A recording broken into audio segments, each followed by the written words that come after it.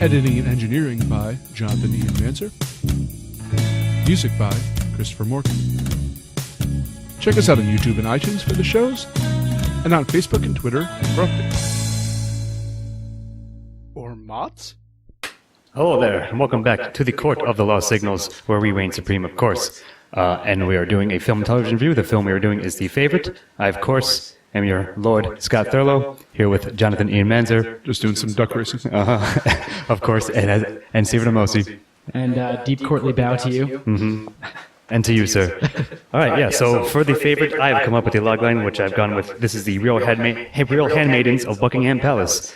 And we shall tell you why soon enough. Actually, why don't you just do that for us now, E, with the plot. All right, so this follows Abigail Hill, who is kind of a low noble class, but her father lost all the money. She's down on her luck, down in her favor. And now she's going to court in order to meet her cousin, who is a high-ranking kind of advisor to Queen Anne. And it's about the politics of being in Queen Anne's court and her rise in become the favorite of Queen Anne. You might say it's the politics of just being in Queen Anne.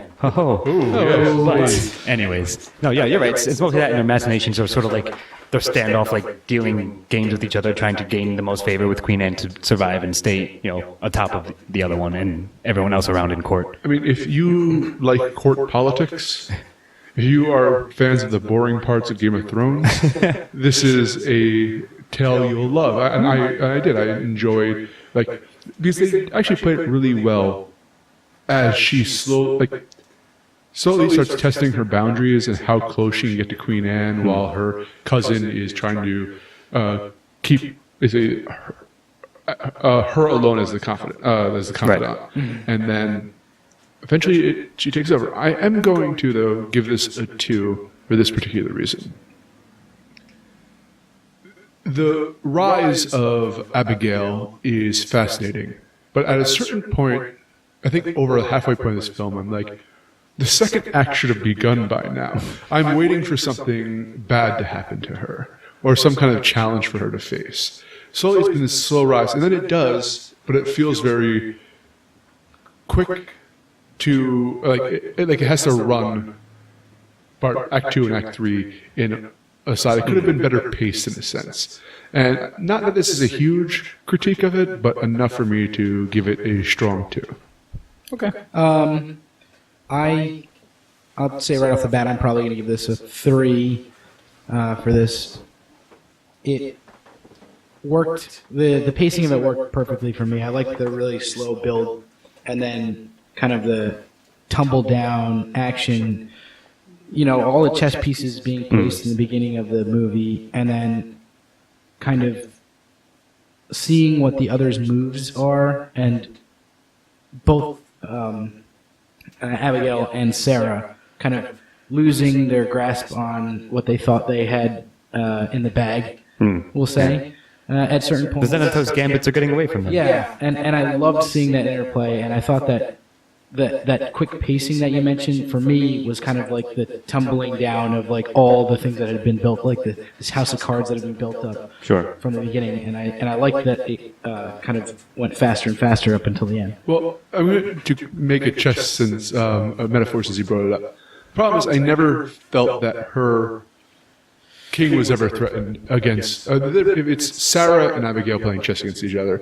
She took all of Sarah's pieces. And there's a couple of points where you're like, oh no, she lost a rook and a bishop. But those 2 pieces are all the important pieces she lost. The queen was never threatened. Again, though, it felt like she was in control the entire time. Do you think she was in control at the end of the movie? When she got what she wanted? Well, I think that was the entire point. She won the game, but she didn't realize... She didn't know what game she was playing, right? And which is why Sarah...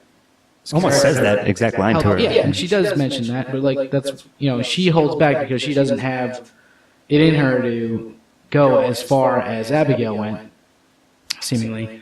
But at the same time, she knows what Abigail is going to win, and she knows that she's not going to like it. So it's she loses. kind of a win for her at the end anyway. It's a pirate victory for all. So Sarah's only moves at the end would be hurtful to Queen Anne, and she can't actually do that. Right. She won't sacrifice Anne to hurt Abigail. So Abigail wins because she's, again, interested in different things, and she may not enjoy her victory, but she won overall. So there is kind of a good conclusion to it.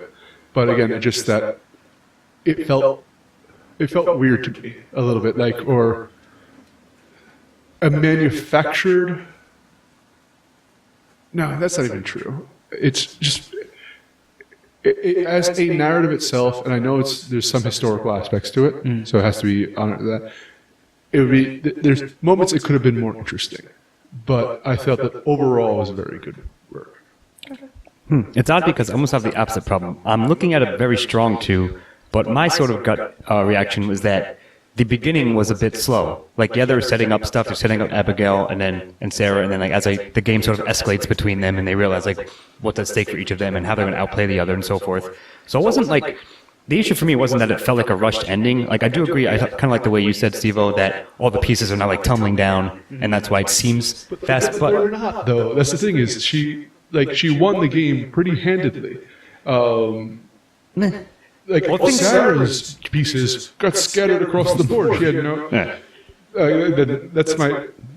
I don't know if this movie was a battle between Sarah and Abigail. The battle was lackluster. If it was a story of the fall of one woman and the rise of another, that's a different thing. But again, I'm not sure. Well, of course, it's both of those. Yeah. And then I don't think that the chess battle necessarily was as interesting as fiction could have made it.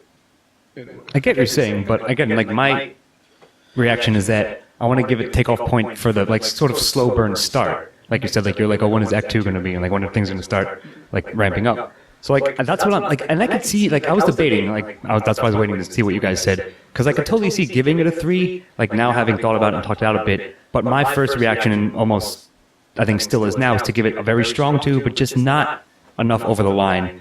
Because I do think it, like, if not stumbled, it could have taken a little bit a different approach here and there to the narrative as a whole, I think. So it loses like a little bit, but I still think it's a strong, well-done tale. So I'm going to give it a pretty strong 2, and I almost gave it a 3.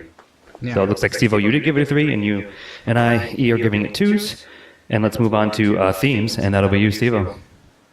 So there is a strong theme of this kind of... Well, it's obviously in the title is like the idea of trying to win the favor of the queen. What are you willing to do to get to this point of, and especially in Abigail's, in the sense of Abigail, what are you willing to do to get to the point where you think you want to be in life, and is it actually worth it?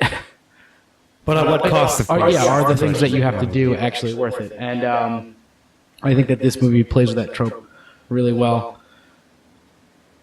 And kind of just in terms of its discussion of what the goings-on of in court. Yes, that's what I was going to bring up too. Is really fascinating to me. I don't know if I count that as a theme necessarily, but I think it borders on it at least. And like that part of this movie, like had me enthralled the entire time. Well, yeah, sorry.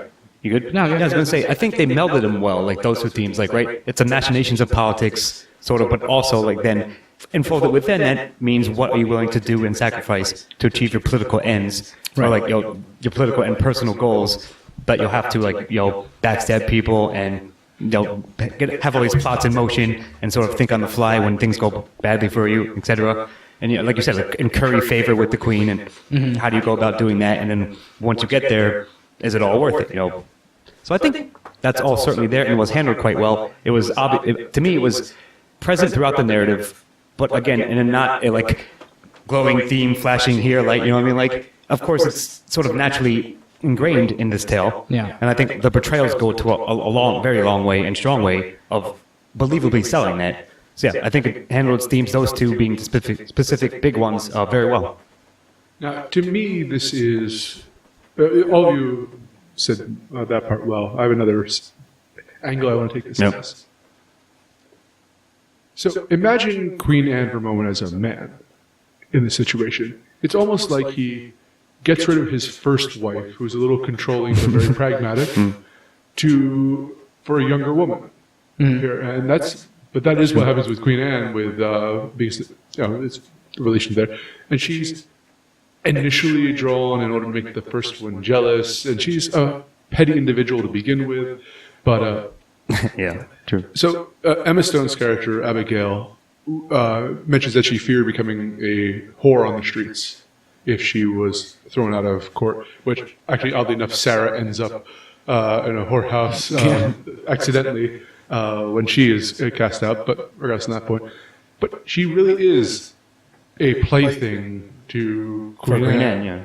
And she is selling sexual fevers in order to gain power. So it really hasn't changed what her fear was. It's just in a nicer... In a different setting, yeah, sure. But again... You're absolutely right about that.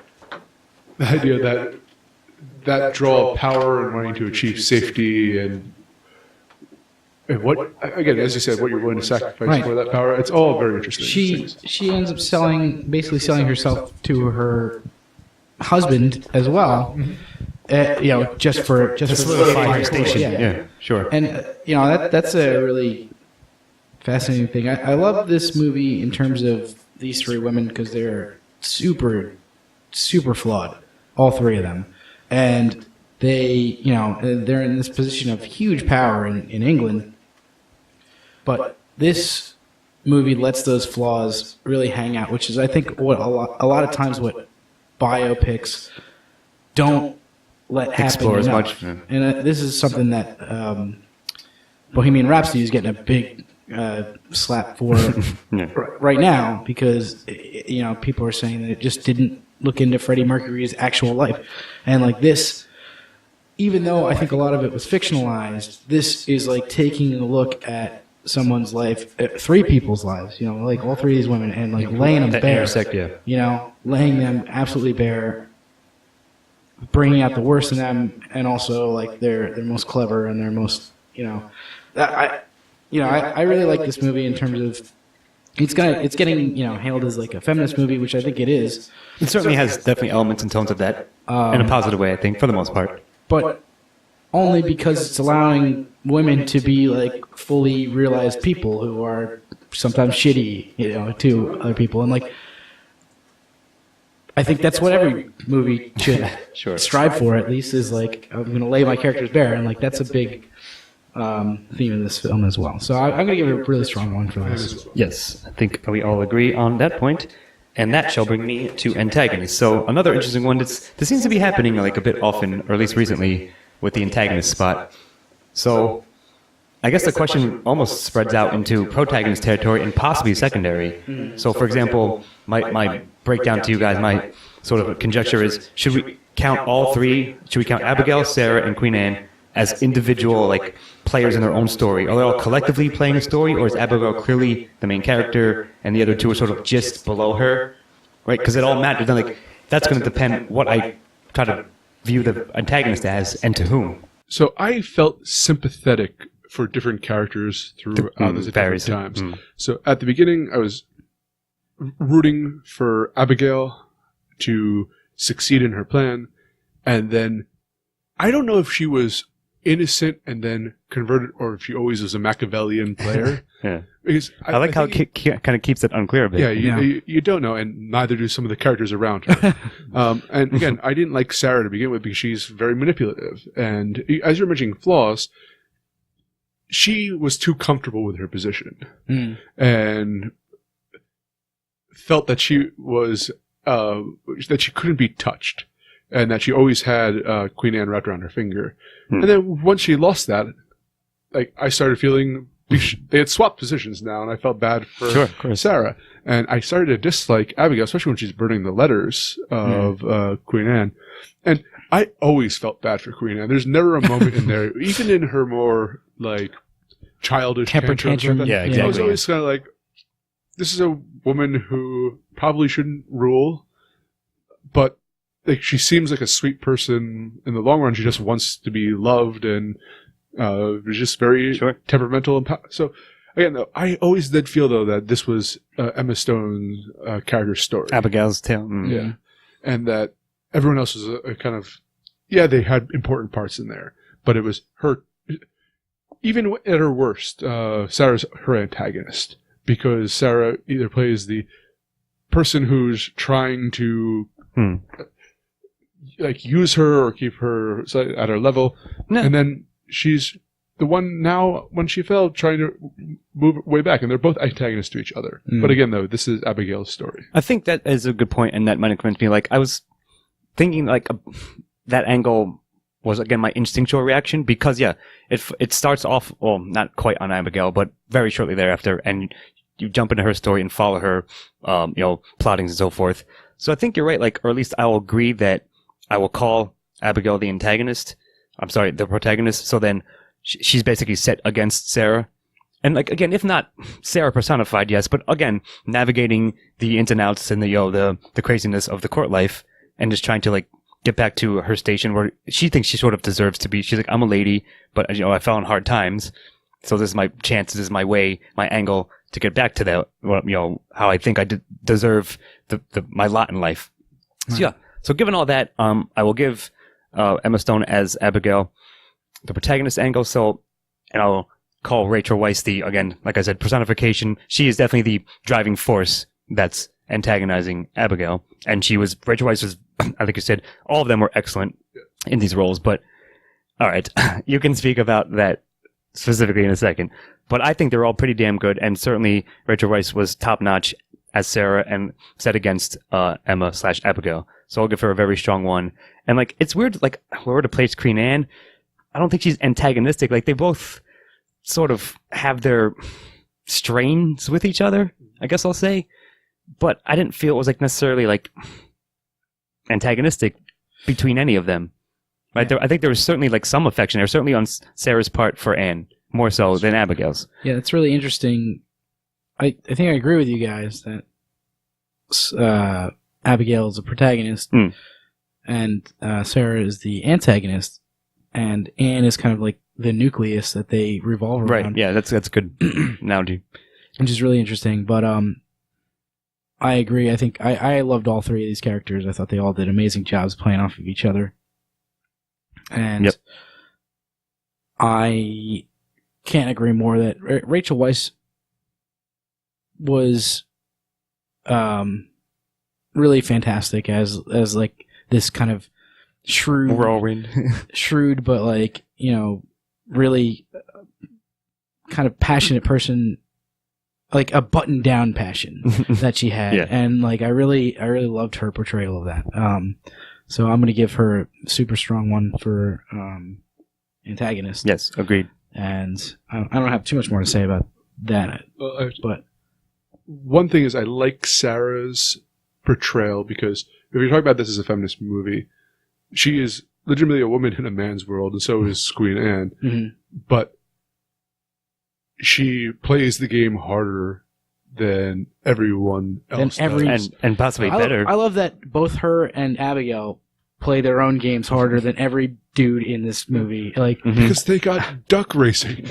Why would you do anything else? That's true. The men have duck racing. And throwing fruit at one of your naked cohorts, I suppose.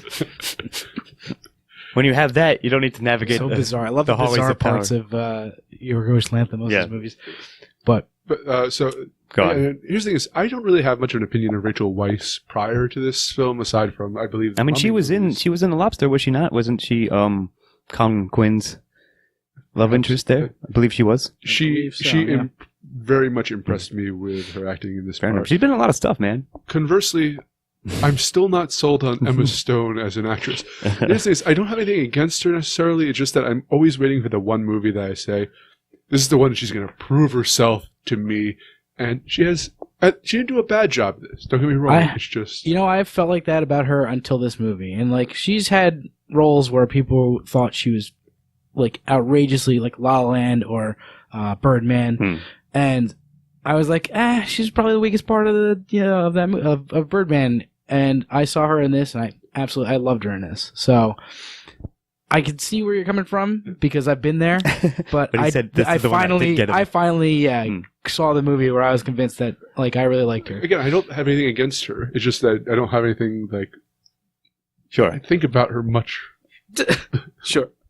Well, you sort of talked about protag there for a bit, but it looks like we're all giving Sarah as antagonist 1. Yeah, I'm giving So, Abigail's protag 1 as well. All right, so yeah, you can sort of flow into that. So like, it's funny because like, again, yes, I see what you mean, and compared to the others, she wasn't as good, but she was perfectly fine. Oh yeah. And I think the script like was very strong for everybody. First of all, so I'll say that, and I think especially so with what it gave her to do. So I'm going to give her a pretty strong 1. Like, while she might not be the best actress compared to the other two, she did a damn fine job, and I liked her character a lot, even if, like, I liked following her character, even if in, like, some of the stuff she did, or some of the stuff, conversely, where I was like, yeah, I'm rooting for her, right? So it does a good job of making you sort of sympathetic at first, and then be like, oh, man, this person maybe isn't as, straight-laced, as well-intentioned as we thought. But also that means they got a deeper, like, cleverer mind to navigate what's happening to their situation. So yeah, either way, all she wanted to do was throw glass at a fireplace. Yeah, sure. There were a couple scenes that like really convinced me in this one. One was the like uninterested hand job. Yeah, I was gonna bring that up later. Which I thought was a like brilliant piece of acting. The other was like the scene where she like mimes being a monster, and then there's like the silent beat, and she just like pulls herself back together. I thought that was like absolutely perfectly done. And she had a couple like strangely enough, when she gets pushed down into the little trench by or whatever. Nicholas Holt's character, just pushed down in the trench. Lord Hardly. And then like good at knocking her down. Picks herself up. Yeah, it's man. I don't know. There's so many moments I guess where I just loved what she did or like what was done with that character. So I gotta agree with a pretty strong 1 for protagonist. Yeah, I'm giving her a damn strong 1, damn solid 1, just not as strong as the one I just gave for antagonist. But they're both solid, and like I said, good character, good script, and good acting all sold it to me, and I was along for the ride. Yep. Mm-hmm. So kind of brings us to, or not kind of, but I guess something you just mentioned to me, Steve, I'll say for dialogue. So I'll try to come back to that. But regardless, we are going to move on to secondary, and that'll be you, actually, as well. Okay. So there are a bunch of secondary characters. Mm-hmm. Well, yes, that's true. I'm going to start off with a strange one, I guess. Queen Anne has a bunch of rabbits that are all named after her. She's had 17 miscarriages or stillbirths or something. Stillbirths. And that carries a lot of emotional weight. And I think that I'm going to count them as kind of like a secondary supporting character because you learn a lot motif. You learn a lot about her when she talks about them, which goes to her acting as well. Now, I don't know if Queen Anne herself is a supporting character. Well, that's what I was getting to get at. Yeah, it's interesting. I think that. I mean, I guess we have to put her in this. I would say if not, if we have to put her, like the thing is, I think she might have been the strongest actress in this movie, and. She did a great job, and like the thing is, I might not be able to put her into any of these 3 categories that we have for the characters. Do you mind if I interrupt for a moment? Sure. Because I watch a lot of British television, and I love Olivia Colman, who portrayed Queen Anne. And I've seen her in everything. Big fan of Broadchurch. I think she's a phenomenal actress, and she blew me away. And if she does not get either Best Actress or Best Supporting Actress win, I will be. Because I think this is one of the He'll be writing a strongly worded letter to the Oscar Academy. And demand that I become a board member of it. She has so much gravity in this, like, and in the way that you actually think about like gravity running a solar system. It's like everything revolves around her in this movie. It's insane. It could have been done very cartoonish like. Mm-hmm. And she plays it with a very believable realistic edge. Oh, it was absolutely fantastic performance. I can't say enough about it. Yeah, I mean, I absolutely agree with you guys. But I mean, I was going to say to you, Steve, where else are you going to put her aside from side character? She's probably the most important and by far best one in the film. So I'm going to give it a 1 for that. It's interesting because she's probably going to be up for Best Actress. Yeah, I know it seems odd. Main character. It seems odd, but I'm saying in terms of the narrative, she of course was you're right, like you said, the focal point, the nucleus of like the ongoing war between. She's Queen. Yeah, obviously, and the focal point of all the other, like the ones we're about to mention now, like Nicholas Holtz, Robert Harley, the other his opposition Gottlieb or whatever his name was, right? So there's that, like, and all the other, like, basically all the other court and parliament members that they have to rub elbows with and, like, sort of maneuver around as well. But certainly those were the other, like, the secondary ones, if that makes sense. Yeah. But yeah, you guys, everything you said about Olivia, absolutely true. She was fucking phenomenal, like, top notch, and, like, just for that, I think you have to give it like the strongest of ones. And you know what's interesting? We haven't even really talked about a super important part of this movie yet. Is that the three of these main leads are in this weird, like, kind of lesbian love triangle. True. Which it kind of ignores Sarah's husband, and you know he's just there as like he's there, but he's off to war. He's off being Mike Crawford Holmes, right? Yeah.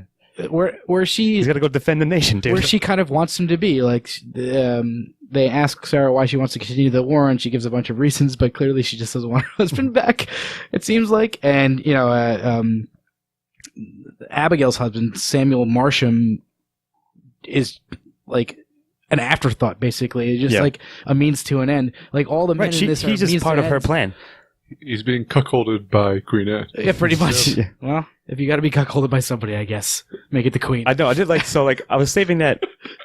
Yeah, I'll say what I was going to say again next. But indeed, like all I'm saying is, I definitely agree. Olivia should be absolutely recognized for the performance that she turned in here, and it went a long way. And them playing off, they all three of them had great chemistry with each other. And like this, and as we just said, everyone else, like, that's a bit below them in terms of relevance to the plot and screen time even, still did a great job as well. Yeah. Well, I will say that Lord Hardley, who made me root for the Tories of all people. Sure. It was a very different Tory party in back in 1700, yeah. That itself deserves a one, but no, but he, that I'm saying this, as the one man in this thing who's an effeminate man in a lot of senses. Yeah. He's the only one who also is a good player of the game. True. He's the only one that has any kind of like pull other than any skills within it. Yeah. So I don't know. I love Nicholas Hoult. I've loved him. Yeah, he's always damn solid on everything at this point as well. Yep, I agree with that, and it was no exception here. And that he has a hit. I would say maybe it might have been a fun role for him to play. It seems like he had like a good time with it, but still keeping it again very grounded in reality, very believable with what was happening. So I think that means we're all given a secondary A1, especially of course for Olivia Colman. And that'll move us on to dialogues. Here's what I was going to say to you, Steve-O. There was a speech where there were two things. One, like the Machiavellian hand job is what I called it, right? Mm-hmm. After she finagles the marriage so she can get her status back and be an official lady again. And her husband's like, well, dear, I'm waiting. And she's doing it while she's like, but like thinking out loud, like what she's going to do next. Like what her next Shakespearean soliloquy while giving a hand. Yeah, exactly. It's the best. Hush while I'm thinking. Yeah. And there's another scene where when she's interacting with Hartley, like when they're like, conspiring sort of, or like they're trying to get leverage over each other. And he's like, well, whose side are you on? She's like, I'm on mine, of course. Like, always. Like, that was a great speech. And I think Emma did a good job, like, delivering that. Those couple of lines, that little monologue, if you will. So, yeah, like, I liked a lot of it. It almost reminded me, I think I said to you guys, it was sort of Deadwoodian, if that makes sense, where, like, certainly not using the parlance, like, the right terms, but when they throw a cunt or whatever, or, like, I don't want to sell my asshole on the street, like, you can understand, like, what's happening and what's at stake, and, like, what they, are trying to say to each other. And I think it was pretty, again, snappy, and even like the more emotional stuff between like Sarah and Anne, and then Sarah or Abigail and Anne, and then the death stares they would give at each other, and like, well, just be careful and all that stuff. Right. Was all fantastic, right? Them like snipping at each other, like very thinly veiled threats to each other, and so forth. Yeah, I think it was all spot on. And does he write? Did he write this one too?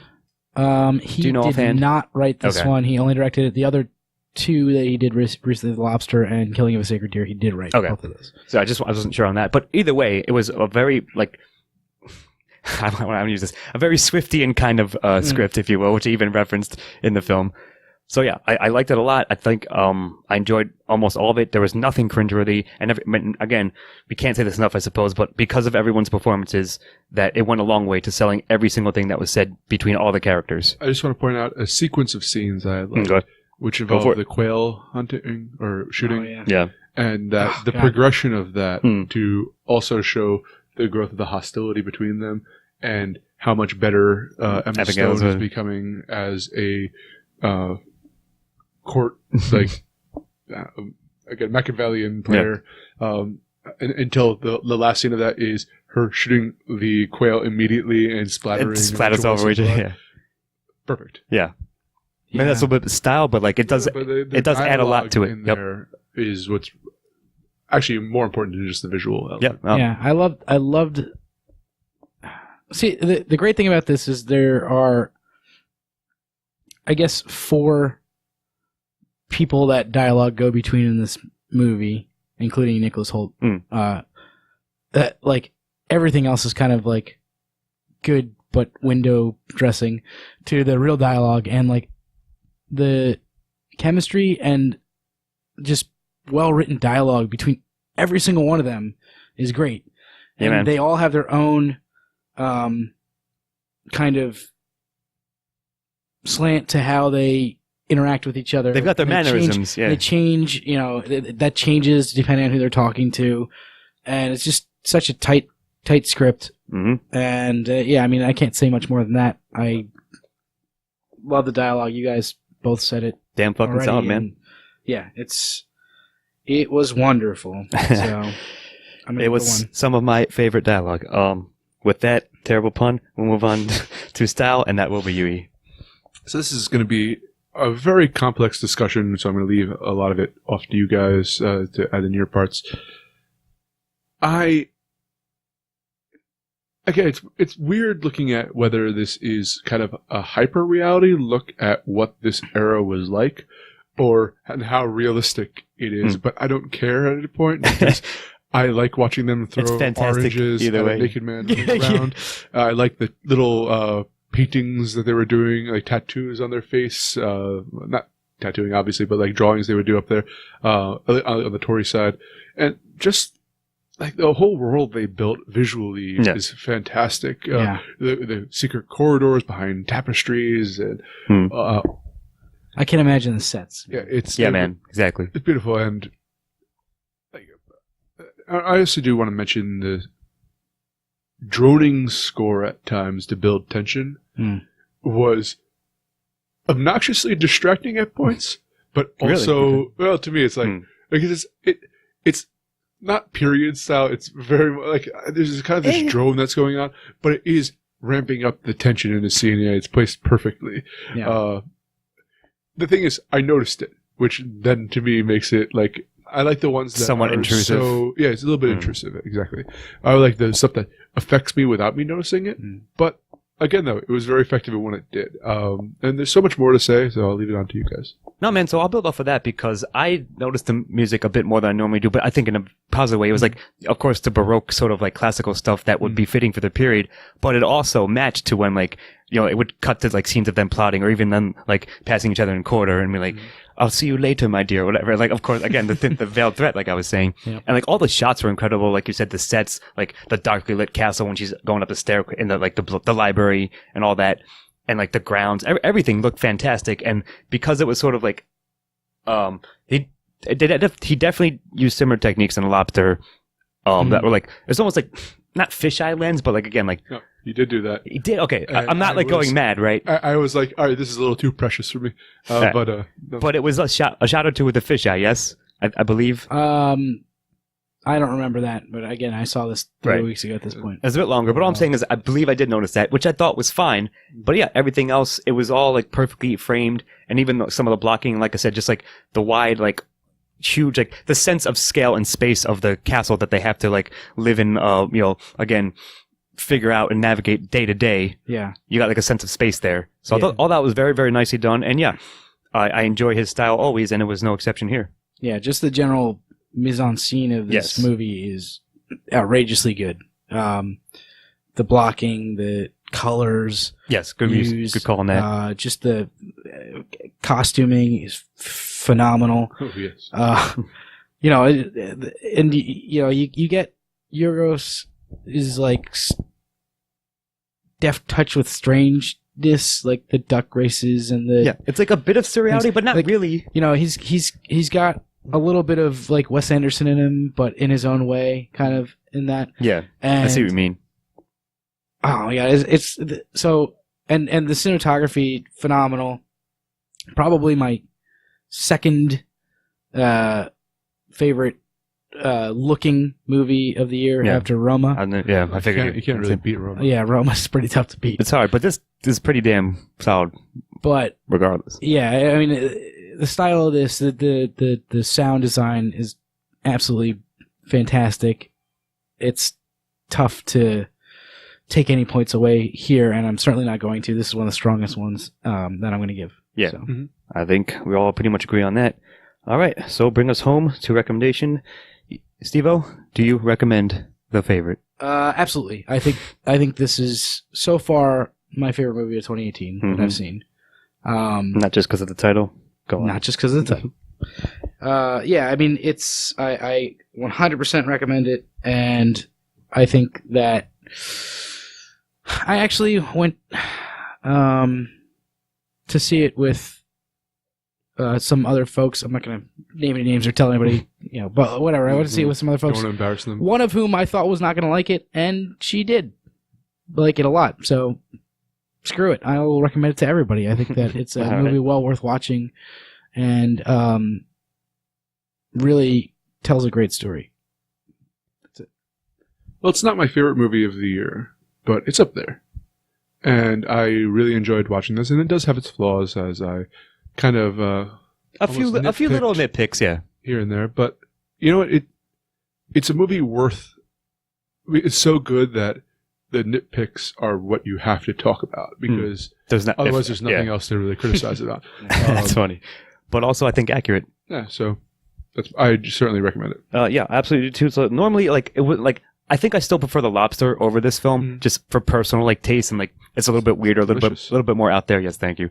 They even had lobsters in this film, if you remember real quick. They're going to race them and then cook them or whatever Anne said. I think it was a little throwback, little self-referential. But either way, I still do recommend it, even if it wouldn't normally be what I would see were it not for us doing reviews. But having seen them, it's well done. It's perhaps more captivating than it seems on the outset, on paper, perhaps. The elevator pitch may not be as interesting as the actual film is, but the film is masterfully done and wonderfully acted. So I am definitely recommending it. I think it's my second or third top film of the year so far this year, or of the season, I guess we'll call it, since it's still technically Oscar season. Yeah. Yeah. So any final thoughts on recommendation for The Favorite, my friends, before I break it down? I've said all I need to. Yep. All right. He has spoken. Be gone from his court. Yeah. So it looks like, Steve-O, you've given it a perfect 10. And Ian and I had a little bit of nitpicks. We have given it 9s, and that's a 9.3 overall, which I think is fucking pretty much where it should be. Yeah, it's a very strong film and very well done, and it should almost certainly be in the Oscar talk mix. And if it wins, I think I'll be okay with that, but I don't know if it should, but that maybe is a conversation later on. But still definitely one of the best films, strongest films of the year, and yeah, check it out. Sounds good to me. All right. Well, that'll do it for us tonight. I, of course, have been holding court here, Scott Thurlow, and I've been joined by Jonathan Ian Manzer. Now I'm curious about Lobster versus Duck. That'll be his next film. And Stephen Amosi. Adieu. Adieu, and we'll see you next time. Editing and engineering by Jonathan Ian Manzer. Music by Christopher Morgan. Check us out on YouTube and iTunes for the shows, and on Facebook and Twitter for updates. Or mods?